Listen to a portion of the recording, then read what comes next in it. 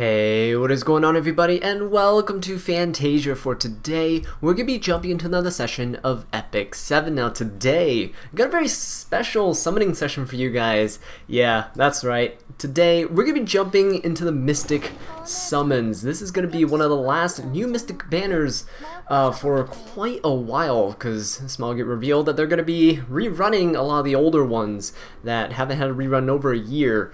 So yeah. Pirate Flan, not what anyone expected, especially with ML Luna being teased in the side story previously. So ML Flan here, you guys know I have to go in on her. I don't care if she's good, if she's bad. In my opinion, if you're playing this game and you're going for Moonlight characters, go for a Moonlight character that you're gonna like, right? And Flan is definitely one of my favorite characters in the game, so we're gonna go in on her. Yeah, without any further ado, I think we're just gonna go in and start here. Now I think, yeah, before we begin though, let's preface this with a 4 to 5 star artifact summon ticket. So let's see what we get from this. Of course, it's gonna be a 4-star. Hopefully not a sign of something bad to happen. But this week here we have Melissa on Raid Up, which is not too shabby, ML Melissa Wen, and Shepherd of the Hollow, which again is a pretty good artifact, and compared to next week where you have Haste, who's kind of mediocre, and then Last Tea Time, not a very widely used artifact. So we're gonna jump in here and see what we get. So we're gonna go ahead and do these 500 times summons, or not 500 times summons, but 500 Mystic Summons, and test our luck. Now, Pirate Flan is kind of a, from what I can kind of see from her kit, a less versatile seaside Iseria, so she's always gonna have comparisons to Iseria because they're the only two who can really utilize bombs. Don't mention ML Leo, he poor guy. But yeah, seaside Iseria, or I guess summertime Iseria. There we go. Summertime Iseria and Pirate Captain Flan, right? So those two both utilize bombs. Flan has the ability to detonate as well. It feels like these units are meant to be self-sustaining. Now, the major thing is that Flan needs a stripper on the team in order to function. Ooh, we got Hilog Lance. And she doesn't have an innate strip. Now, that's in no way a downside for her. In fact, I believe more units should, if they're debuffers, should come with no strip in their kit, so that when you're creating a team, drafting a team, you actually have to keep in mind you have to get strippers, you have to get the debuffers themselves, right? There's layers to building a team that I think were taken away when we had things like Ron, things like Peyra, and while I love those units and I think they're great and I use them quite often in the last season, it just didn't feel right, you know. There's less team building aspects, more like I draft Ron and I draft Summertime Iseria, and here we go. So I think Flan is a step in the right direction in terms of toning down kind of the very what people say are overloaded kits, right? There's too much going on for a single unit. They have too much, right? The ability to strip, the ability to debuff, in Ron's case, defense break, ignore effect resistance, attack buff for your team. It is quite insane. So yeah, I'm glad they're toning things down. Now, does this mean that Flan is going to be horrible, is going to be bad? No. No way does this mean she's going to be bad. In worst case scenario, she's going to fall into the same category as Specimen Says, right? Who I pulled for, I went to full pity for Specimen Says. Now, Specimen Says, you know, really fun unit to play. Incredibly fun. You stun something, you grab them, and then they're gone, you know? Spez is fun. And I think that's one thing that I enjoy about this game. There's units that are fun, but last season of RTA was not as fun for me because I didn't get to use the units that I thought were more fun.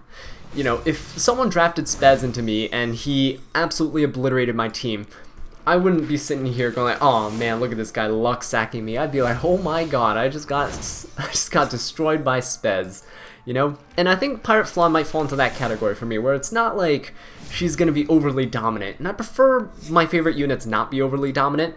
Take Briarwitch Iseria, for example, right? Not overly dominant, still really solid unit. Flitica, you know, no longer meta. She was upon her release, but not anymore. No one really uses her.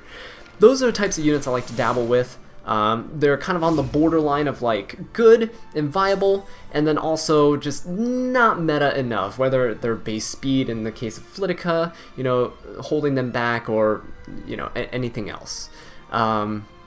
So Flan here, I think, could be fun. She kind of has that little control-y aspect to her. Now, you can't really draft her in the same way that you would maybe Summertime Assyria. We're gonna have to see. You know, there has to be some testing. If you guys have tested her, by the way, let me know in the comment section down below. What do you guys think of her? Do you like her? Kit, does she synergize with certain team comps, or do you have any ideas that you want to test moving forward? Because I definitely have some ideas. Bruiser comps, definitely, I think would be a fun little addition for her to be there. Kind of lock down, soft lock, control somebody for a little bit here and there, maybe during crucial moments where you know they have an S3 coming up or something, and you just, you know, bomb them, stun them. It's going to be quite nice. I definitely need to get more gear for her. So yeah, there's that. Now, the reason I think she's more of a bruisery type of unit is because she lacks in the passive attack bonus that a lot of other units have. You know, like Summertime Assyria has that attack bonus that they get. And it really boosts their stats so that the bombs can inflict a ton of damage. So Flan doesn't have that. Instead, she has things that boost combat readiness and such, which can be useful, you know, really useful. You might be able to get away with teching her into a cleave team, but I think the combat readiness is actually pretty nice. Ooh, we got a 5-star artifact. Combat readiness would be pretty nice in like a bruisery comp. You know, you don't have to have the fastest units, but... ooh, Shepherd, that's nice. But you can still cycle and take turns with her, right? So I think it's pretty cool. I like the potential that her kit has. Now, of course, her design, oh man. It implies that Landy is also going to get a Moonlight soon. Well, not necessarily soon, but later down the line, right? Because it mentions it in her little blurb, right? Little, I don't know what it's called. Description of the character. Yeah, so... it's quite nice. Now, Flan being a pirate, is that what I expected? No way. Not in my wildest imagination, right? But it's really cool. It's really cool to see that, obviously, some of your favorite characters getting Moonlight versions. Now, we're also starting to see the pattern with Smilegate doing second Moonlight versions, if you will, right? We got Bad Cat Armin, for example, Light Armin. Dark Armin. We had Crimson Armin, which is Light Armin, and you have Earth Armin, which is the original OG RGB unit. And yeah, it's really interesting to see. This means that you should probably be saving up 4-star units that you're getting, right? For example, right here, we could see, well actually we don't have an ML Furious yet, but, you know, you could see 2 copies of Furious pop up later, and the imprints could be nice. So save up the extra copies. Could be useful later down the line, for those of you guys who are unaware. Alright, let's see what we're getting with this. We got some pretty decent stuff, right? We got 5-star artifacts, got a couple 4-stars. I mean, you can't expect much from Mystics, right? You're trading off the ability to get a ton of sparks. Look at all these Earth units. You're trading the potential to get more 4-star. Ooh, trading potential to get more 4-stars for the chance to get ML5s.